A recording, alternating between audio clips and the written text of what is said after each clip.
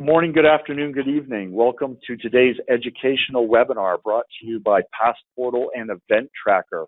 Today's topic is cybersecurity war stories. We're going to talk a lot about how bad guys and good guys both potentially represent risk to both managed service providers and their clients. Today's agenda includes an overview of the external and common attack strategies that hackers are producing against both MSPs and their clients, how they can circumvent traditional defenses. We're going to talk a lot about named breaches and get some insight into how they occurred and what the impact was. A special feature brought to you by Event Tracker on Catch of the Day that you're going to want to take a good look at. And we're going to look at the good guys. As MSPs are understandably an extension of their clients' networks, we're going to talk about the threat landscape that MSPs may represent to their own business and their clients. And we're going to look at the risk from rogue technicians and how security is critical for MSPs internally. Today's presentation is brought to you by Passportal and Event Tracker. And I'd like to just get a quick hello from the co-founder and CEO of Event Tracker for a quick introduction. Anaf, thanks for joining us. It's my pleasure, Dan. Thank you for having us. Hope it's warm and sunny where you're at, folks. Talk to you soon. All right, thank you. I can tell you, and we will admit to this, this broadcast and webinar is being brought to you from multiple locations throughout North America. So wherever you are, I do hope it's bright and sunny where I am, looking over some mountains here in Denver, Colorado. I'll introduce myself very quickly. My name is Dan Wensley. I'm the president of Passportal. It's my privilege to be both your presenter and moderator for today's educational session. I've been at Passportal for a little over 4 years. Passportal is a well-entrenched managed services and channel security and documentation company. We work with over 2,000 partners in 33 countries. We're 100% channel. And have really dedicated ourselves to ensuring that MSPs are not only taking advantage of the technologies to automate their business, deliver better service, but really ensure the security for both their own business and their customers. So we're all about secure password and documentation management for MSPs. We have a number of products that help our partners access and secure their client passwords and credentials, as well as technician access management control, documentation, and password services, such as self-service password resets and the ability to deliver password security as a service. So that's a little bit of our background and where we come from and why security and the vulnerability it represents to both the MSPs and their clients is so important to us. I'm really pleased to be joined today by Event Tracker and specifically Anatha and his business. We've met a number of times throughout the year here at different events, and I sat in one of his sessions and enjoyed it so much I asked him to join us for a joint educational webinar, and we're pleased to bring that to you today. So I will turn it over to you, Anaf, and an introduction to yourself and Event Tracker. Thank you, Dan. That was certainly warm and sunny. Hi, everybody.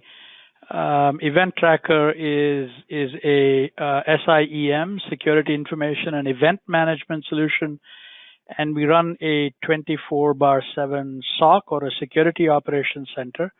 It's quite popular with the MSP community because it allows an MSP to become an MSSP with a relatively low investment. I see that GoToWebinar seems to have some lag, so I clicked a couple of times and it went a couple of slides.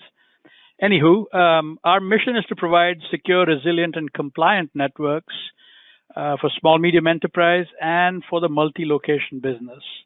We've seen a lot of success over the years, and we run our SOC, where at the moment we're receiving roughly about 15 billion, that's with a B, events per day, which we monitor on a 24/7 basis. If you care about such things, we've been on the Gartner Magic Quadrant for about 11 years. SC Magazine has rated us a best buy, and we've won various awards. Dan, if it's okay with you, I'm just going to plow right ahead with the presentation. Please do.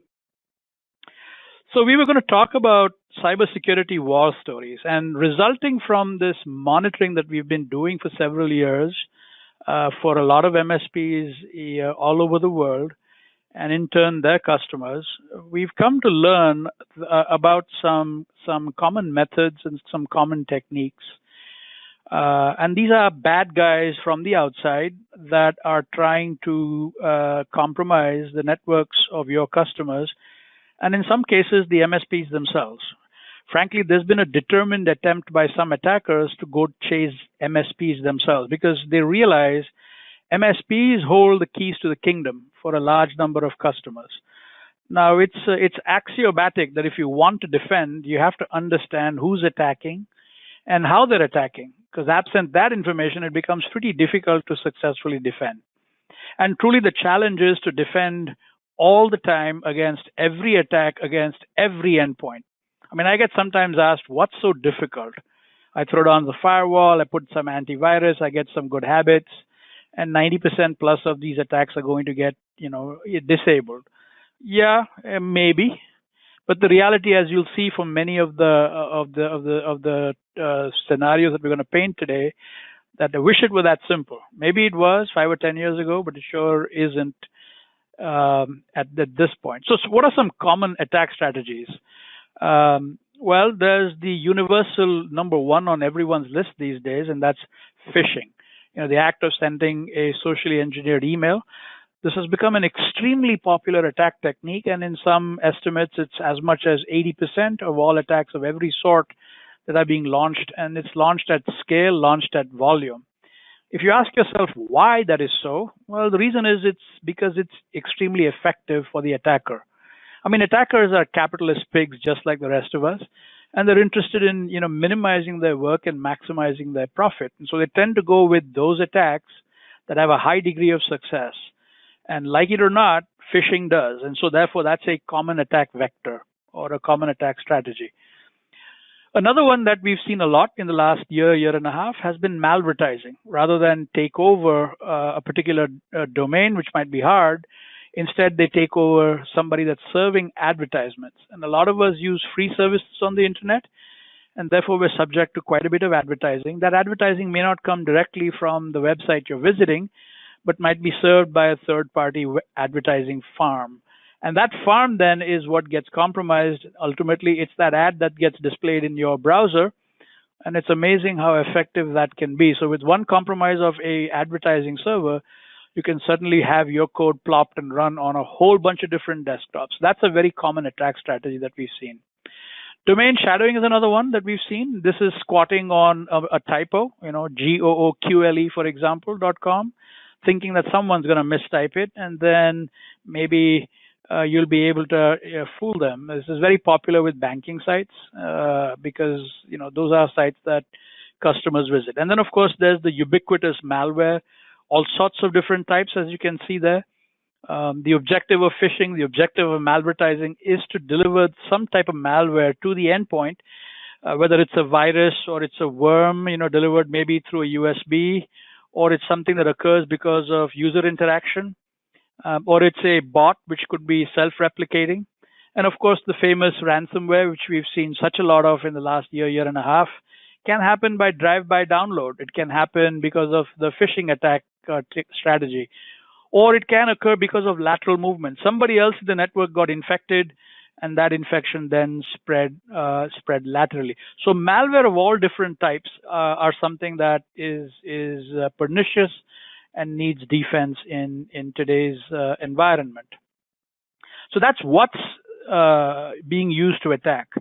The next question is, how are they getting it to you?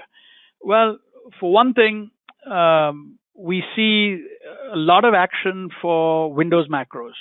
That is to say, embedded macros in Microsoft Office documents. Microsoft has been militant about disabling macros, but through the magic of social engineering, all too often, I'm sorry to say, clueless folk at the desktop are somehow encouraged to enable macros. And when they do that, that's how the infection actually takes root. A second delivery channel is exploit kits.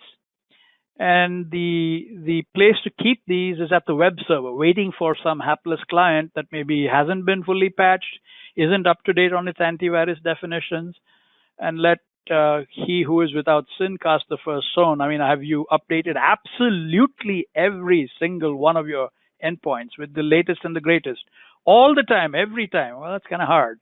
And so even if there's one straggler somehow, the lion takes that one down. So that's how exploit kits do their magic.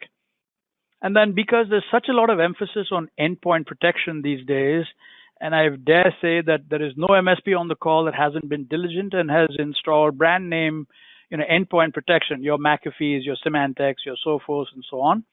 And they're all anxiously scanning files, looking for that malware or for that signature. And so, of course, the bad guys have gone fileless. No file, therefore no ability for the antivirus maybe to catch it. Go to PowerShell, execute in memory, stick your malware in the registry, not on the file. Try and receive the malware not through regular TCP connections, but maybe over the DNS, which is a must for everyone. Make your malware persistent by making it a scheduled task. All of these techniques are popular and have been observed in the last year or year and a half.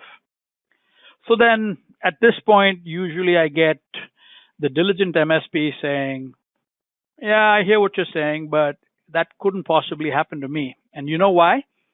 It's because I have good defense. I have good hygiene. What did I do? Well, I patched. I am up to date insofar as my updates are concerned. I have purchased a brand name antivirus solution, and they assured me that it was the latest, the greatest, and it's up to date, and it's got the latest signatures. And guess what? Not enough. I even have a properly configured brand name firewall. And so therefore, this is probably not something that I should be bothered about. Well, bad news. In 2018, that traditional defense is overcome, and in fact, that's what you see in the headlines every day in various ways. Way number one, of course, is user interaction. In spite of all your defenses, if the user was somehow beguiled into enabling macro because of a social attack, and you'll see some examples here in a minute or two, why then it could be that all your defenses were for naught. The popular way is USB insert. Hey, looky here, I found this USB in the parking lot. I like it. I love it. I'm just going to stick it in my desktop at work. It's amazing how effective that is. And all of a sudden, now you're compromised. Yet another technique that defeats traditional defenses is dormant malware.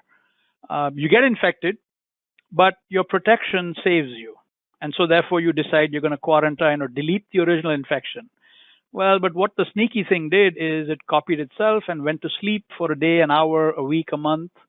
And then it woke up, at which point your defenses perhaps aren't quite so diligent, or the signatures aren't the same as they were for the original infection. This is a dormant malware kind of attack. And of course, you could be under the watchful eye of someone from the outside who has it in for you, in which case they're looking at you, trying to identify what you're vulnerable to, and everybody's vulnerable to something. And if they're motivated enough and they look hard enough, perhaps they defeat these traditional defenses. Last but not the least, something that Dan and the Passportal folk are going to cover is a disgruntled insider.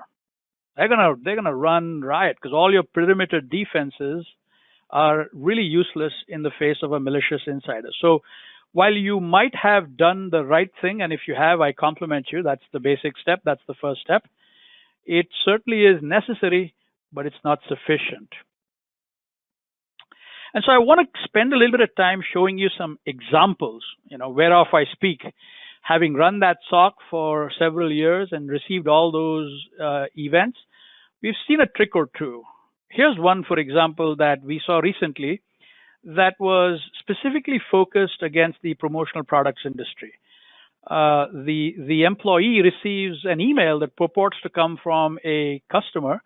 Now, promotional products are, you order these T-shirts or these pens or some other tchotchkes that you want to give away to your customers or to your employees. And so you go to these folks who do manufacturing and then they put your logo, your label on whatever it is, the bag, the pen, the key ring, the label for your luggage or whatever it is that you're selecting. So the attacker then sends an email, and it apparently is an order, right, which is what these guys live for. And it says it contains shipping info, and they beguile the poor fellow into actually opening it, and they presume it's a PDF. It's properly labeled as a PDF. It's got that little PDF logo, but it really wasn't a PDF at all. It was an executable, and unless that person is eagle eyes or is an IT savvy person, usually not, why then they might double click the attachment, which launches malware that connects to Russian proxy sites. So you had all your defenses.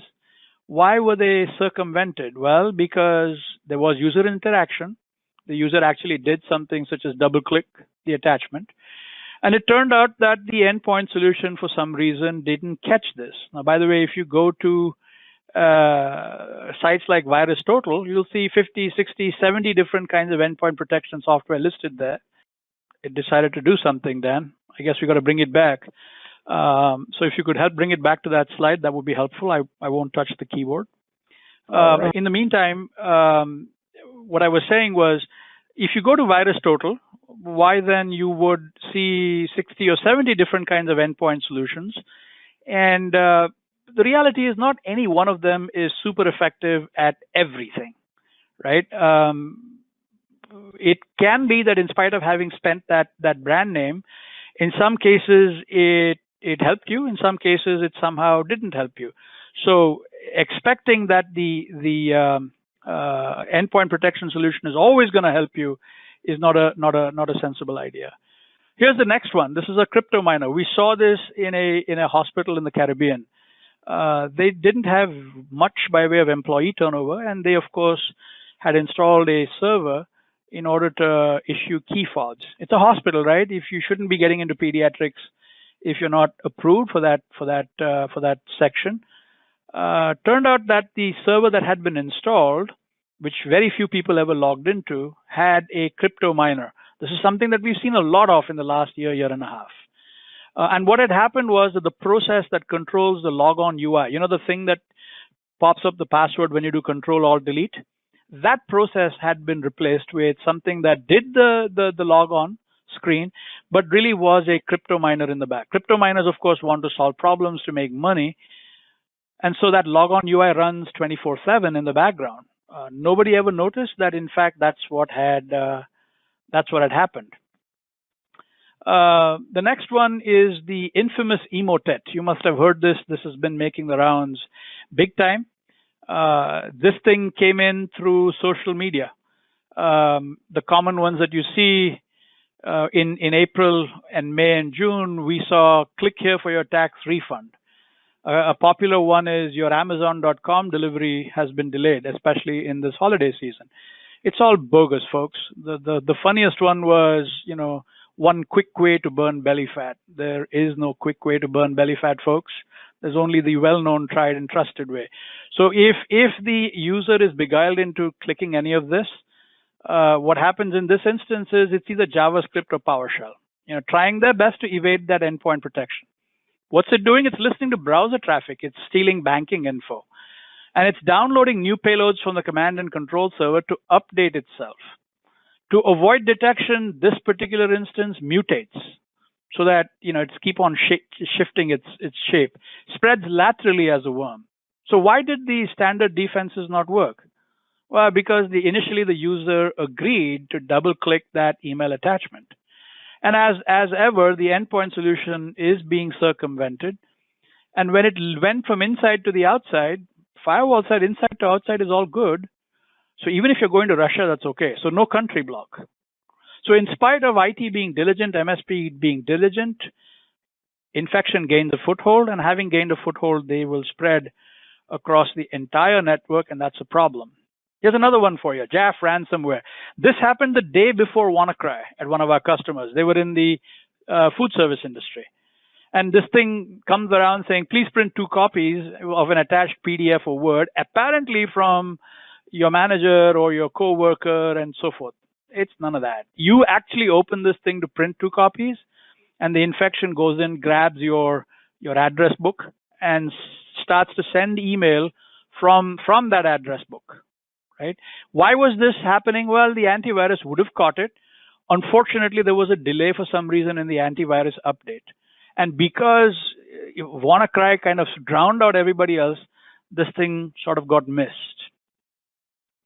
Another example, after hours access. Financial firm, a bank actually, and they should never see anything happening locally after the branch is closed, right? Well, all of a sudden, employee logs in locally to the desktop, but the branch was physically closed. The lights were out. I mean, the IT team freaked out to such an extent that they actually sent, the patrol car out, and they drove by the branch and they reported that all the lights were off, and they yanked at the door, and the door was secure, front and back. No one could figure out what was going on. Well, it turned out that the employee was working on his tax returns and had installed LogMeIn on that machine. And because he had started to make his tax return during the workday and wanted to continue it in the nighttime, he logged in remotely. Right? I mean, this is a form of insider problem. Who's watching remote access? There's no firewall thing here. There's no antivirus thing here. If this happens at one of your MSP locations, what's the answer? How are you finding out what's going on? So this is another class of problem. Here's a USB problem that we saw, right? Financial firm, they had said, we're not worried about USBs because guess what? We've disabled it in Active Directory. Nobody can get access to USB sticks. Group policy covers it. Yeah, except that there were two servers in the corner over there, which for whatever reason hadn't applied the group policy. And guess what? The IT admins knew that. And nobody said anything because they wanted to be able to download stuff to USBs and they couldn't do it anyplace else for convenience. Another form of insider threat. Same problem, no firewall, no AV, no antivirus involved in this kind of attack. It's kind of reminds you of President Reagan, right? He said trust but verify.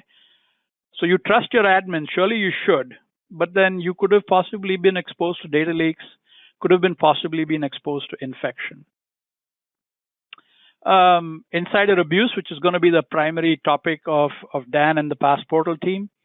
We saw a contractor who was hired as a temp IT admin, and he was under the expectation that his contract was going to be renewed, but for whatever reason, management decided not to. And he was not happy about that. And so he used the naming convention and his admin credentials in order to create what was apparently a service account according to everyone because of the naming convention. Right? And of course, he made it not a service account, but an interactive account. Who was watching Active Directory to make sure that users being added were under scrutiny? Nobody complains if there's a new user in the system. Everyone complains if their username password somehow isn't working. Now, all of a sudden, you're exposed to malpractice, right? So the lesson is perfect protection is not practical. And so also monitoring is necessary. You have to think of defense in depth. If you're saying to yourself, I'm an MSP, I've been diligent, I've put down antivirus, I'm good. Well, the reality is in 2018, you're not. Event Tracker works because it monitors systems and user behavior. It detects cyber attacks instantly, and it provides you automation for both response and remediation. That's above and beyond what your antivirus and your firewalls are going to do. Why does this approach make sense for the MSP? Well, it's a practical thing for all organizations. It's efficient, it's affordable, it's effective. You don't have to worry about standing up a hardware piece anywhere. There is no staffing for a SOC. The pricing is predictable, it's flexible, and it's subscription based. The deployment is about as complicated as sending out an antivirus agent. And it's extremely effective. You saw a number of examples that I showed you of stuff that we have caught. With that, I'm going to hand this over back to Dan. Thank you for your attention. That was great. Thank you. Very, very much appreciate you sharing that with us. So that's all of the threats that we perceive our customers as an MSP are threatened by, and our opportunity to circumvent those with some of that great insight and information. What often we skip over is that we as an MSP, as the IT channel, are businesses unto ourselves. We are they. We are our clients. And in fact, we are the target in many ways as an MSP because we represent multiple targets and multiple clients. There are two realities as an IT service provider. One is that you are storing all of your client credentials, passwords, data, IT environment outlines, diagrams, access materials on behalf of each one of your clients. It's a requirement for you to be able to do your job. The second reality is that in order to perform the duties of an IT service provider, we must give unfettered access to our technicians. They need to know the diagram and IT environment structure. They need to know the credential, the admin, the password. So this has made MSPs themselves as a target. So Event Tracker has all this great experience talking about the threat into the SMB and mid-enterprise. What AP10 and the hackers have realized is, yes, I could go after one dentist's office, but if I hit one MSP whose vertical is healthcare, they might have 100 dentists' office. So there is a target on the MSP's back today for access into the admin credentials that you are each managing. And that makes you a great target for the hacker and represents a threat to not only your own business, but that of your clients. So I'm going to share a little story that, from another organization that I've done some work with this year, and it was an ethical hacker who in this case was hired by a $40 million MSP, very large size in our industry, size of MSP, over 100 employees. And they wanted to know, hey, could we be hacked just like any other business? Could you get into our $40 million business that happens to be an MSP? So the objective was for the ethical hacker in under 20 hours to gain a foothold into that target network, just the MSP, obtain domain access, and let them know they were there. This is where it gets really scary on the fact that it was an MSP itself. Not only did the ethical hacker get past the firewall, into corporate email, get into domain controller access, the executive workstation, past the VPN, but they got into their PSA, where all of their clients' admin passwords and all other information was stored.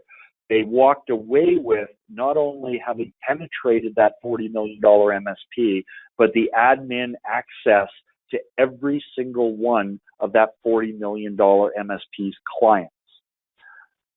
There were ways to protect it, and the recommendation from the Ethical Hacker Organization was, first and foremost, password security.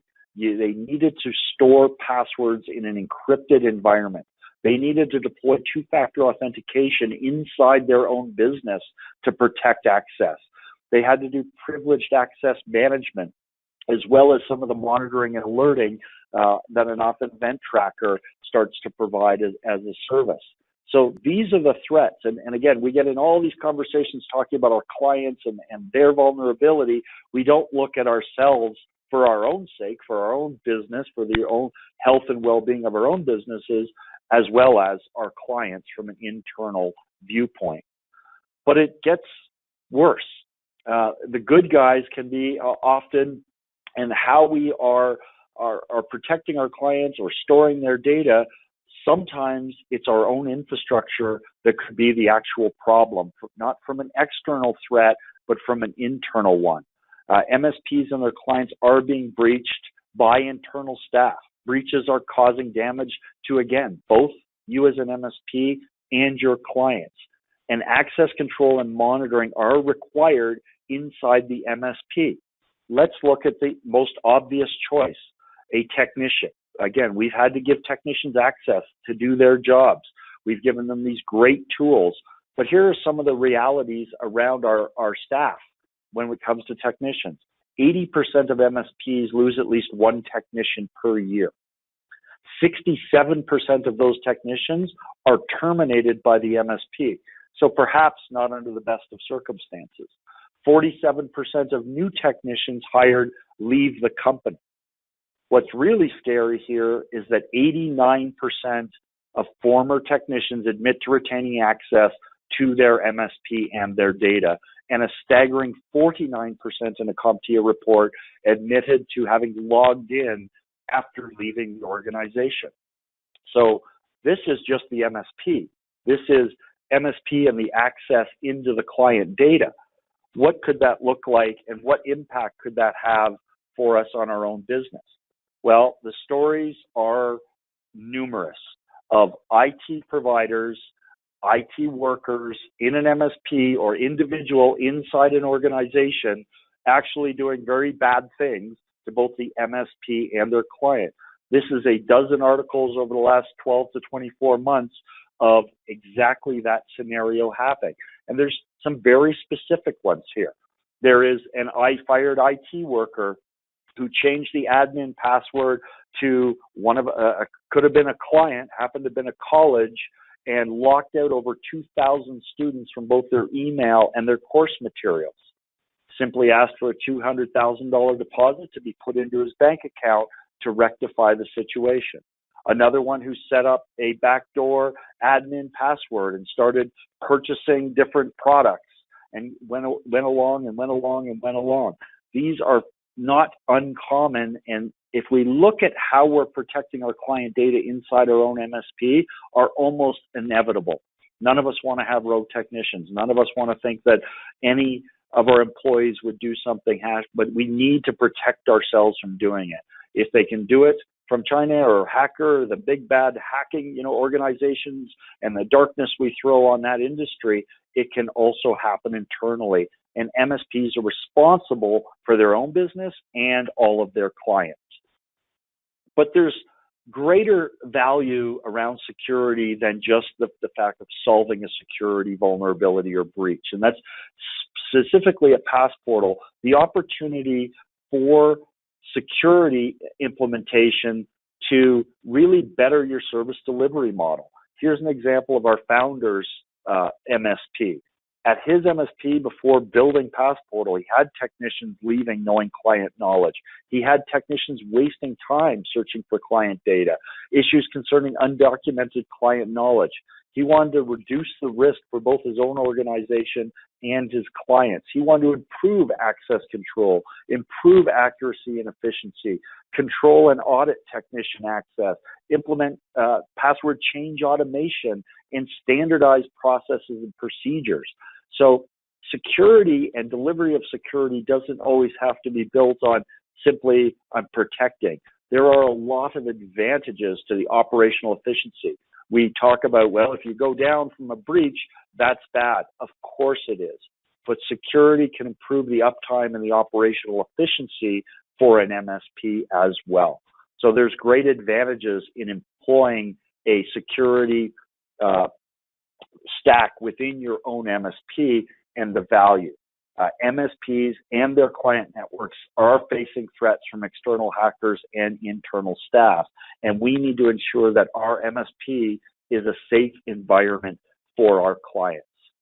So I want to, again, thank Event Tracker for joining us for today's presentation. I know we had a great turnout and a lot of interest in this topic, as we often do. And I know it looks like there was a lot of questions. If you still have questions, I would encourage you to enter them into the chat or question box inside GoToWebinar. You can learn more from Event Tracker at eventtracker.com, catch of the day, or if you'd like a copy of this presentation, please send an email to info@passportalmsp.com. And with that enough, let's open it up to some of the questions we may have inspired through today's presentation. Thank you, Dan. I see a couple here. Somebody asks, I'm an MSP owner, but I'm really concerned about the financial side of security. What does the Event Tracker solution do for me from that point of view? Yeah, I get it. I mean, I'm sure there are lead techs on the call here, and I'm sure there are owners on the call here. For those of you that are concerned about the money, show me the money. The reality is that end customers, when we ask MSPs, what are the two things that bother you the most? We get told we're worried about loyalty. That seems to be a thing of the past. Customers will switch for a $10 coupon, if you will. And second, we're worried about eroding margins. We seem to make less and less because there is an unwillingness to pay. And if we raise our prices beyond a point, they're going to go from Mike's MSP to Joe's MSP in a heartbeat. Well, what the Event Tracker solution can do for you is help you on both of those fronts. First of all, on the stickiness front, if you use the Event Tracker solution, you're helping them on the security side and also on the compliance side. Nobody wants a visit from the auditor, and when they get one, they don't want to be all alone. So they're more likely to be sticky with you because you know about their situation, know about their security. The second thing is on the margin side. I mean, security is a high value, high margin kind of thing, which is different than the routine IT administration or the upgrade of the OS from Win 7 to Win 10 kind of thing. So for those of you that are interested in the financial, why should I bother with this? Rather than the technical, why should I bother with this? Think stickiness, customer loyalty, and higher margin. And I have a couple of questions along the same lines there, enough that I think tie into both the situations. So one of the questions I see is, is this just a straight cost for me? What's it going to cost me to deploy security inside my own MSP? And do we have the ability to deliver services and monetize security? And that's really been the benefit, I think, and not talked about enough. When our partners are deploying password security, for example, internally, we're helping with automation. We're lowering service delivery costs. We're ensuring that technicians have access to the information that they need to more effectively do their jobs, as well as deliver password security as a service. So I know for you guys, you're delivering value and services on both top line and automation, right? Yeah, indeed. This isn't just buy my product kind of a thing. It's please make money with this. Not only make your customer secure, but also increase and drive margin. So one other question that I noticed, someone asks, is Event Tracker a piece of software or is it a service or both? And the answer is it's a managed service. Of course, it's delivered by a piece of software underneath. There is no hardware, nothing to install at a customer location. But it's a hosted service that runs off of our data center. And you have to install a tiny little piece of software called an agent or a sensor at the endpoint. Something very easy to do, very similar to what you would do for an antivirus type solution. But at the end of the day, this is a service. We run a 24/7 SOC or a security operations center for you.